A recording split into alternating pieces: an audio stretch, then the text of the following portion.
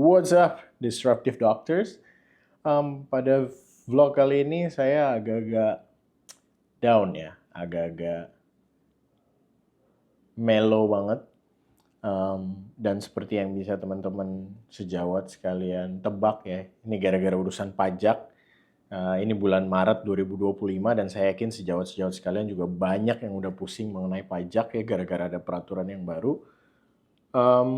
Dan saya tuh sebenarnya terus terang bukan orang yang suka komplain tentang pajak. Karena saya sendiri berpendapat bahwa memang pajak itu harus dibayarkan, itu udah kewajiban kita untuk membangun negara terlepas dari fakta bahwa banyak yang komplain nanti dikorupsi lah dananya apa segala macam. Itu urusan mereka yang pegang uang kita sama yang di atas, yang berkuasa gitu kan. Jadi saya selalu bilang bahwa yang namanya jadi dokter tuh bersyukur aja bahwa pendapatannya besar dan jadinya kena pajaknya besar. Dan I never complained about that gitu ya until this year. Artinya ada suatu hal yang betul-betul mengganggu saya banget ya sampai bikin saya down, sekeluarga saya down gitu kan sama istri. And I think I have to say this, saya harus bercerita gitu loh supaya teman-teman sekalian bisa tahu apa sih kali ini apa bedanya gitu loh. Toh pajak itu kan dari dulu memang bikin pusing. Kenapa sekarang tiba-tiba bikin video mengenai how this actually memukul lah gitu ya, bikin sedih banget lah gitu. Nah, jadi seperti yang teman-teman sejawat mungkin udah alami sekarang gitu ya, bahwa karena peraturan pemerintah yang baru, yaitu peraturan pemerintah atau PP nomor 58 tahun 2023, yang mulai aktif di 1 Januari 2024, akibatnya jadi ada perubahan ke cara pemberi kerja, dalam hal ini biasanya rumah sakit ya, cara pemberi kerja memotong tarif pajak progresif kita. Ya, seperti teman-teman tahu, yang namanya pajak progresif itu adalah kalau misalnya pendapatan setahun itu 0 sampai 60 juta, kita kena di 5%. Kalau 60 sampai 250 juta, kita kena di 15%. 250 sampai 500 juta kena di 25%.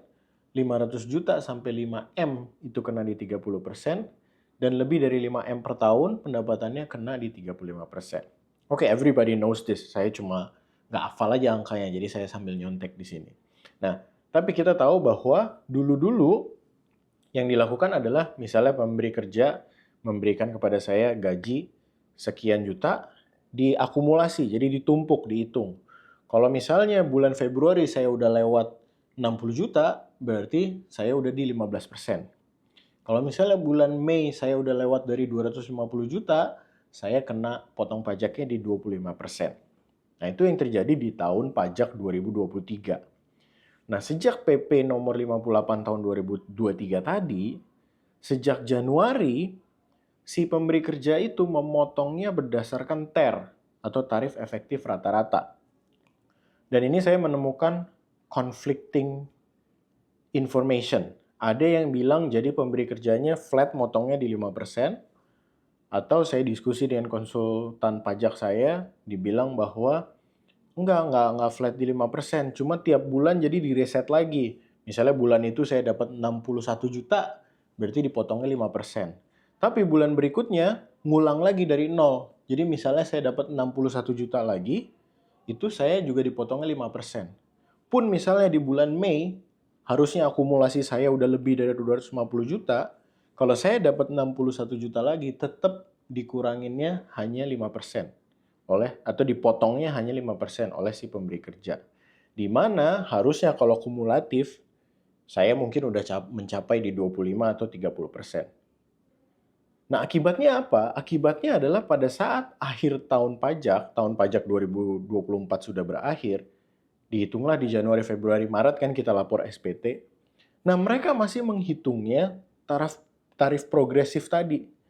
Di bulan kesekian harusnya dokter udah 30%, harusnya udah 25%, dan seterusnya. Sehingga kalau di track back, jadinya gaji kita yang dipotong itu terlalu kecil. Karena progresif kita harusnya udah lewat. Oke, jadi basically itu yang terjadi. Nah, memang sebenarnya jumlahnya sama-sama aja.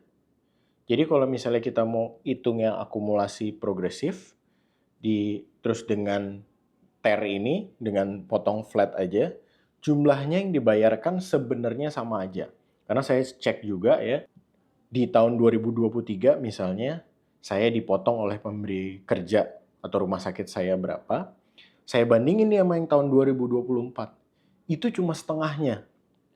Artinya, padahal dokter kan biasanya pendapatannya menanjak ya. Artinya saya 2024 itu dapat lebih besar dari 2023.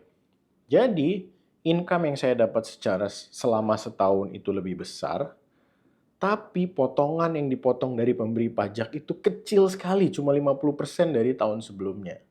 Akibatnya apa? Akibatnya ya kurang bayarnya jadi gede banget, jadi besar sekali. Dan saya udah ngobrol sama beberapa sejawat, jadinya kira-kira 4 kali lipat. Dan jadi sesuatu yang nominalnya tuh sangat mengagetkan.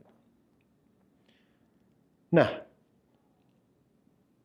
disinilah bagian yang membuat saya cukup sedih gitu ya. Kenapa? Karena gini, waktu saya diskusi sama konsultan pajak saya bilang, "Dok, sebenarnya sih itu sama aja. Kalau misalnya kita hitung mau progresifnya diikutin, mau progresifnya flat atau ngulang di tiap bulan, sebenarnya nominalnya sama aja yang dokter bayarkan." Terus saya berpikir ya, dan akhirnya saya ngomong juga ke konsultan pajak saya gitu, bahwa enggak loh Pak, ini enggak sama. Nominalnya saya setuju sama. Tapi mentality, psychology wise ini nggak sama. Karena begini, kalau misalnya pemberi kerja itu sudah memotong sesuai dengan tarif pajak progresif di bulan tersebut, artinya kan uang tersebut nggak pernah saya lihat, Pak. Saya ngomong gitu sama konsultan pajak saya. Artinya saya nggak merasa bahwa saya punya uang yang sebenarnya bukan punya saya. Tapi saya nggak tahu itu bukan punya saya. Nanti suatu saat harus dibayarkan. Gitu loh. Yang kejadian sekarang adalah demikian. Si dokternya merasa gajinya lebih besar di tahun ini. Wow, saya bersyukur banget nih. Risiko terjadi inflasi gaya hidup ya, yang sering kali saya ungkapkan di blog. Padahal dia nggak tahu bahwa uang tersebut bukan uang dia karena ada bagian pajak yang belum dipotong gitu loh. Ini punya negara. Ibaratnya dititipin aja. Nah ini yang menurut saya nggak sama. It's not apple to apple gitu loh. Dengan adanya peraturan pemerintah 58 tahun 2023 ini, oke, yang nominalnya sama. Tapi orangnya lebih stres. Karena kita sempat dapat uang yang sebenarnya bukan punya kita gitu loh. Harusnya udah dipotong. Jadi kayak ilusi punya uang lebih besar padahal enggak.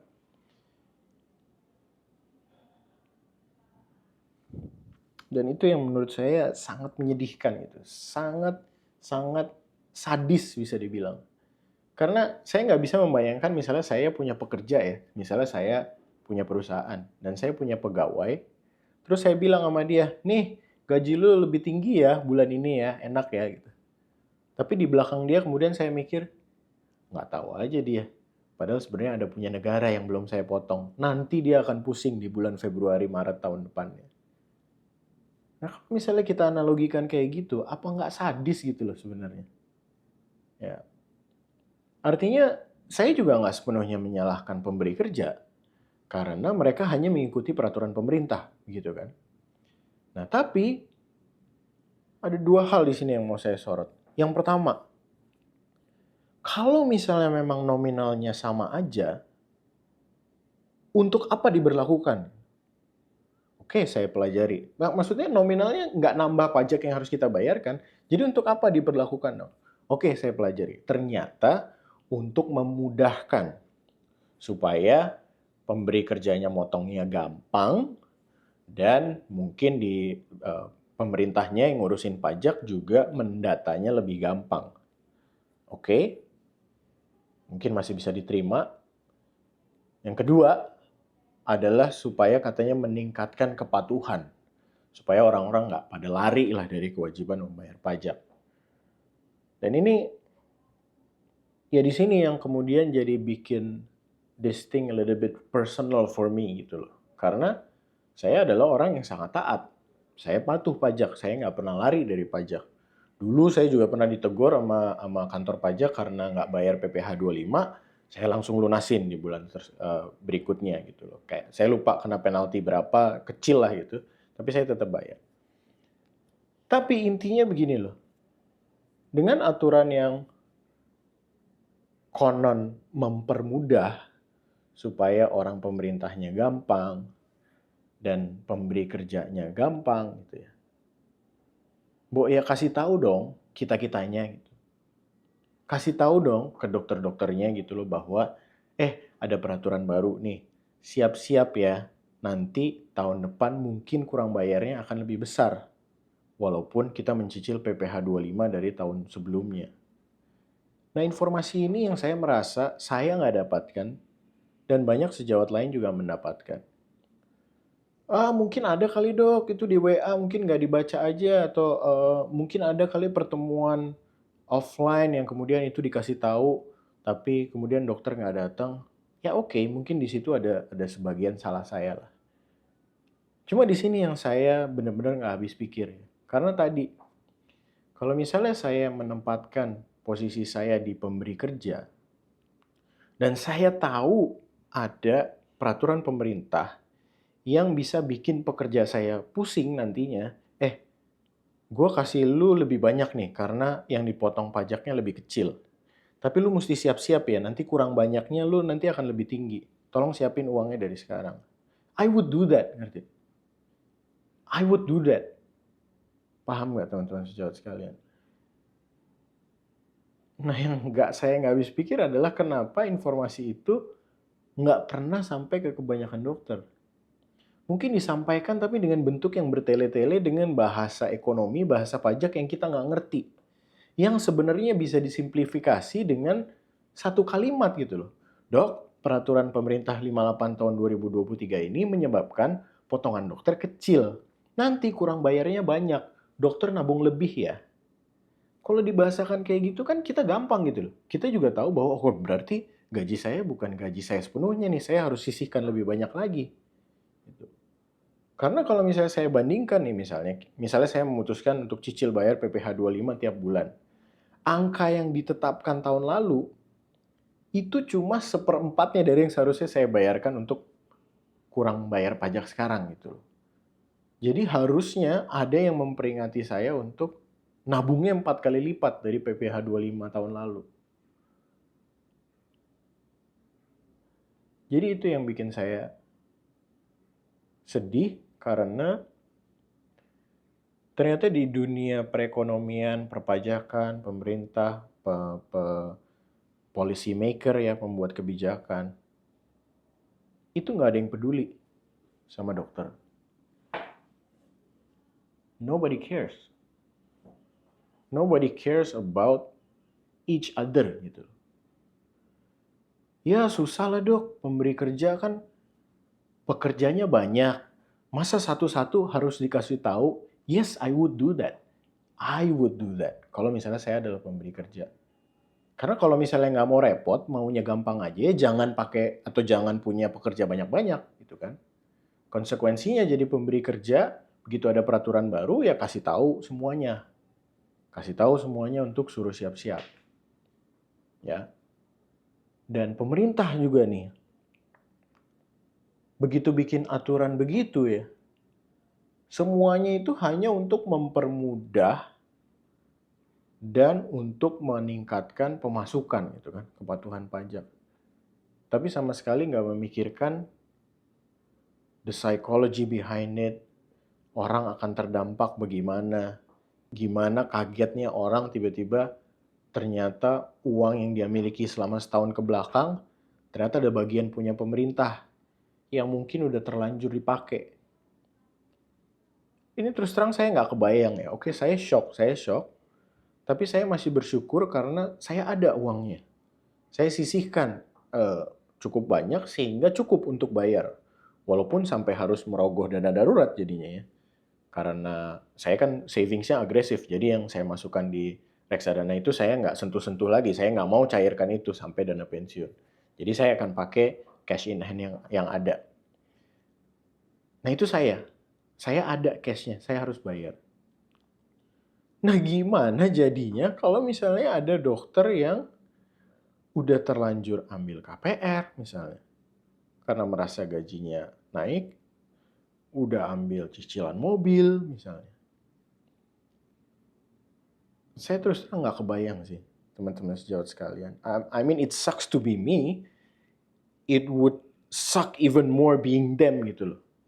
Duit yang kemarin dirasa udah gede, udah gue pakai, udah liburan, udah pakai segala macam. Ya mungkin orang akan gampang lihatnya, salah sendiri kenapa duitnya dihabisin duluan gitu. Well, nobody told us bahwa sebagian itu adalah punya pemerintah yang belum dipotong. This is when I realize bahwa memang betul kita nggak bisa ngapa-ngapain. I mean, doing this video, it would do nothing. Good if you watch it, then you prepare for it, gitu ya. Tapi in terms of policy maker, nggak bakal ngasih efek apa-apa gitu. Jadi di sini saya semakin menyadari yang dibilang Tony Robbins dan beberapa finance influencer lain gitu ya, bahwa memang dunia perekonomian itu akan terus begini. Gitu. The rich are gonna get richer, yang middle class sama low income class ya akan tetap segitu-segitu aja. Nggak bisa ngapa-ngapain. There's nothing we can do. Makanya ada salah satu YouTuber di Inggris yang sangat anti dengan beginian gitu ya. Dia bilang bahwa satu-satunya jalan untuk menjadi kaya adalah if you marry into a rich family. Dan bukan rich yang biasa-biasa aja, rich yang old money bener-bener gitu. Itu satu-satunya cara supaya lu bisa menembus masuk ke jajaran elite class di bidang finance atau secara perekonomian. Gitu. Kalau misalnya kita masih kerja untuk cari duit, ya misalnya dokter lah kita lihat gitu ya, terpandang, pendapatannya gede. Ya pada akhirnya tetap akan begini, akan tetap dibully, and there's nothing we can do about it. Mau kabur dari pajak? Nggak bisa, pasti dikejar-kejar. Makanya saya selalu bilang cuma ada dua hal yang pasti di dunia ini. Yang pertama adalah kematian, yang kedua adalah pajak. And I've been very diligent gitu ya, saya selalu patuh. But I have to say this year, fakta ini benar-benar bikin sedih banget gitu. Because we're really not taking care of each other. We don't care about each other. Pemerintah kasih aturan begini, ya udah, saya berlakukan aja. Kumahangke, terserah ntar lah gimana. Kalau misalnya ada pekerja saya yang pusing, atau dokter saya yang pusing, not my business. Yeah, so that's it. I guess hope it's not too negative. Bye-bye.